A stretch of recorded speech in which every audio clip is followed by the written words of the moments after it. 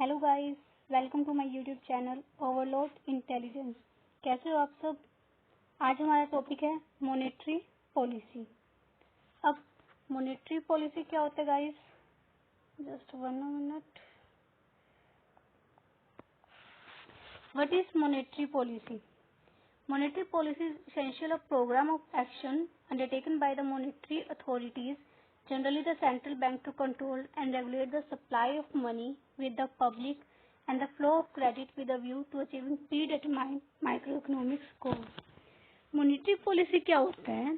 Monetary policy central government जो होती है हमारी इंडिया की, सेंट्रल गवर्नमेंट कौन है हमारी इंडिया की? RBI, reserve bank of India, वो रन करती है।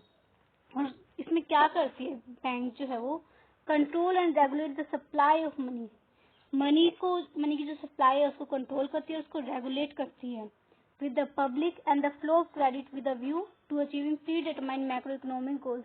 किस लिए करती है? जो हमारे गोल्स होते हैं मैक्रो इकोनॉमिक गोल्स, जो बड़े बड़े लेवल पे होते हैं पूरी कंट्री वाइज, उसको क्या करती है? अचीव करने के लिए। मॉनेटरी पॉलिसी का ऑब्जेक्टिव क्या है? Price stability, currency stability, financial stability, growth, employment and income. इन सबको हम डिटेल में आगे पढ़ेंगे। अब नेक्स्ट टॉपिक क्या है? That is definition. नेक्स्ट है डेफिनेशन ऑफ मॉनेटरी पॉलिसी।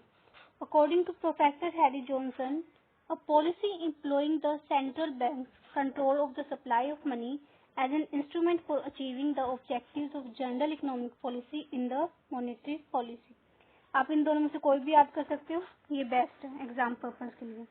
अब नेक्स्ट टॉपिक है ऑब्जेक्टिव ऑफ मॉनेटरी पॉलिसी, कि मॉनेटरी पॉलिसी का मेन उद्देश्य क्या है, क्या ऑब्जेक्टिव है, क्यों मॉनेटरी पॉलिसी बन रही है। तो बेसिकली इसके 4 ऑब्जेक्टिव है। फर्स्ट है इकोनॉमिक ग्रोथ। इकोनॉमिक ग्रोथ जो है, इकोनॉमिक ग्रोथ क्या होता है कि लोगों की इनकम बढ़ना, पर कैपिटा इनकम जो है वो राइज होना। Just wait a minute.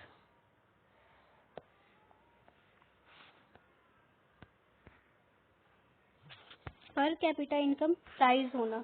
अब अंडर डेवलप्ड कंट्रीज में क्या होता है कि लोगों की इनकम और स्टैंडर्ड जो होती है ना वो लो होती है। लो होने की वजह से उनका जो प्रोडक्शन कैपेसिटी भी होता है उस इकोनॉमी में लो ही रह जाता है, और लो प्रोडक्शन कैपेसिटी की वजह से कैपिटल जो है फॉर्म नहीं हो पाती है। तो उस कैपिटल को फॉर्म करने के लिए मॉनेटरी पॉलिसी क्या करती है? हेल्प करती है। सेकंड है लो इन्फ्लेशन। अब हमारी इकोनॉमी में जो इन्फ्लेशन है वो बहुत ज्यादा हाई हो रहा है, यानी अब इंक्रीजिंग जो है वो प्राइसेस जो है वो हमारे प्रोडक्ट के इंक्रीज ही हो रहे हैं, तो उसको कंट्रोल करने के लिए भी मॉनेटरी पॉलिसी बनाई जाती है। थर्ड है फुल एम्प्लॉयमेंट। फुल एम्प्लॉयमेंट क्या होता है? जो लोग काम करना चाहते हैं जिस वेज रेट पे, वो उसको काम उस वेज रेट पे मिल रहा है। फुल एम्प्लॉयमेंट ये सिचुएशन होती है।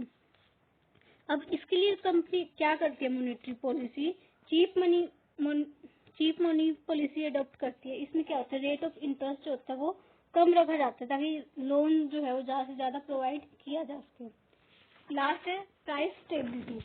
अब हमारी इकोनॉमी में प्राइस स्टेबिलिटी की भी बहुत ज्यादा रिक्वायरमेंट है। प्राइस स्टेबिलिटी में क्या है? हमारे जो प्राइसेस है प्रोडक्ट के इंक्रीज हो रहा है, इन्फ्लेशन आ रहा है, उसकी वजह से क्या हो रहा है? सप्लाई बढ़ रही है बट डिमांड कम है। तो मॉनेटरी पॉलिसी क्या करेगी कि डिमांड जो है वो इंक्रीज करेगी, जिससे क्या होगा? प्राइस स्टेबिलिटी आ जाएगी। अब हमने ऑब्जेक्टिव तो देख लिए, बट हमें ये पता है कि इन ऑब्जेक्टिव जो है इनसे दूसरे ऑब्जेक्टिव भी अफेक्ट होते हैं। जैसे प्राइस स्टेबिलिटी है, प्राइस स्टेबिलिटी कैसे आएगी? डिमांड बढ़ के इन्फ्लेशन को कम करके। इकोनॉमिक ग्रोथ कब होगी? जब इन्फ्लेशन होगा। तो इस वजह से प्राइस स्टेबिलिटी क्या है? मॉनेटरी पॉलिसी का बेसिक ऑब्जेक्टिव है। नेक्स्ट है features of monetary policy of RBI in India. First है एक्टिव पॉलिसी। अब 1951 से पहले क्या था? आरबीआई जो है वो प्लानिंग बनाती थी, पॉलिसी करती थी, बट उसको अच्छे से अडॉप्ट नहीं करती थी, उन मेजर्स को यूज नहीं करती थी। बट आफ्टर 1951 आरबीआई जो है वो अपने जो क्रेडिट कंट्रोल के मेजर्स हैं उनको यूज करने लगी और अच्छे से इम्प्लीमेंट करने लगी। सेकंड है कंट्रोल्ड मनी सप्लाई। आरबीआई जो है वो मनी सप्लाई को भी कंट्रोल करती है। इन्फ्लेशन के टाइम पे क्या करती है आरबीआई? लोगों से पैसा लेती है, और जब डिफ्लेशन हो उस टाइम पे पैसा प्रोवाइड करती है।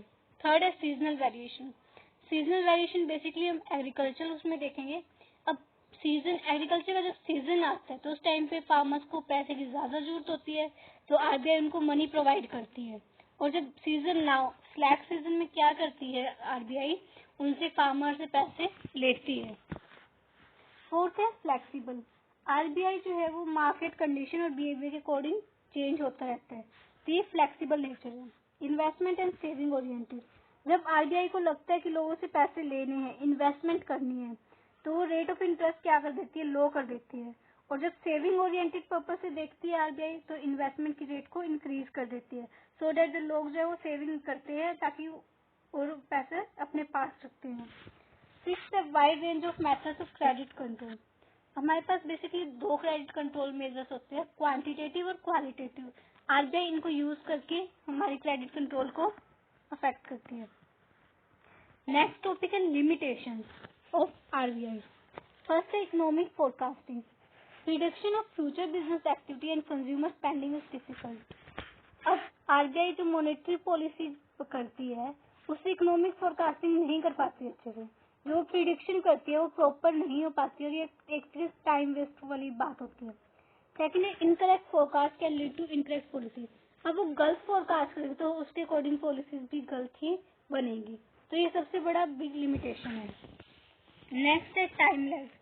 जब आरबीआई जो डाटा कलेक्ट करती है, उनको स्टडी करती है और उनको अरेंजमेंट, उस पॉलिसी को जब वो डिस्कस किया जाता है तो उसमें बहुत सारा टाइम वेस्ट होता है और इस प्रोसेस के बीच में बहुत सारा टाइम जाता है, 1 महीने 2 महीने 3 महीने लग जाते हैं, जिसके बीच में अगर देखें तो बहुत सारा डाटा चेंज हो जाता है।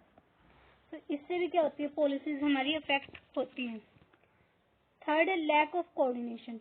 गवर्नमेंट एजेंसीज जो है उनके अलग अलग गोल्स होते हैं, तो उनकी कोऑर्डिनेशन की वजह से भी वो अच्छे से पॉलिसी को इम्प्लीमेंट नहीं कर पाती हैं। Some government agencies may have different goals than the federation, and then it sends mixed signals to the market. Politicians may want to cut taxes while the Fed is trying to fight inflation. Next है conflicting opinions. कई बार government जो है वो उनके भी opinions में conflict आ जाता है, जिससे कि पॉलिसीज अच्छे से नहीं बन पाती हैं। लास्ट है priorities and trade off. Monetary policy cannot do more than it is designed to do, fight inflation or recession. Some policies may have remedied one problem and make another worse. कई बार क्या होता है, अगर government जो है, RBI जो पैसा provide कर देगी तो इन्फ्लेशन क्या हो जाएगा, ज्यादा हो जाएगा। अगर पैसा नहीं देगी तो रिसेशन आ जाएगा। तो दोनों सिचुएशन में एक चीज से दूसरी चीज पे इफेक्ट पड़ रहा है। रिसेशन की सिचुएशन भी गलत है और इन्फ्लेशन की भी गलत है। तो आरबीआई अगर एक चीज को कंट्रोल कर दिया तो दूसरे पे इफेक्ट हो रहा है, तो ये सबसे बड़ी लिमिटेशन है। Next suggestion for improvement in monetary policy. First है प्राइस स्टेबिलिटी।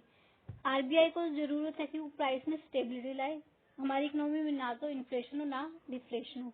क्रेडिट प्लानिंग, जो गवर्नमेंट जो आरबीआई है वो अच्छे से क्रेडिट प्लान करे, सो दैट पीपल जो है बैंक में पैसा इन्वेस्ट करें, ताकि खुद पे सेव ना रखें। मतलब प्रॉपर इम्प्लीमेंटेशन, आरबीआई जो भी पॉलिसी बना रही है उसको प्रॉपर इम्प्लीमेंट किया जाए।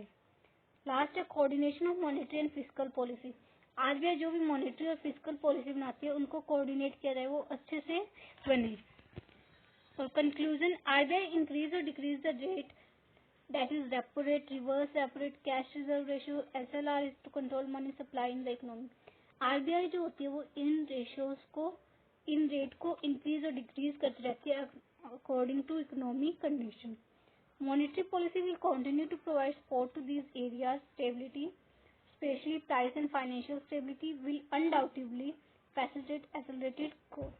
Monetary policy जो है वो continuously support provide करती है, जैसे एग्रीकल्चर एरिया होगा, फाइनेंशियल एरिया होगा, इनको, ताकि हमारी जो इकोनॉमी में प्राइस फाइनेंशियल स्टेबिलिटी बनी रहे और हमारी कंट्री की ग्रोथ हो। The change in monetary policy of RBI affect many other rates and will also affect the consumer, and these rates are the instrument of RBI to control the money supply in the economy. RBI क्या करती है, इन monetary policy को change करती रहती है और इनके जैसे दूसरे रेट पर भी इफेक्ट होता है, कंज्यूमर को भी इफेक्ट होता है, बहुत सारी अलग चीजों को भी इफेक्ट होता है। तो आरबीआई अपनी पॉलिसीज के थ्रू इनको बचा कर रखती है। Thank you so much guys, like share and comment.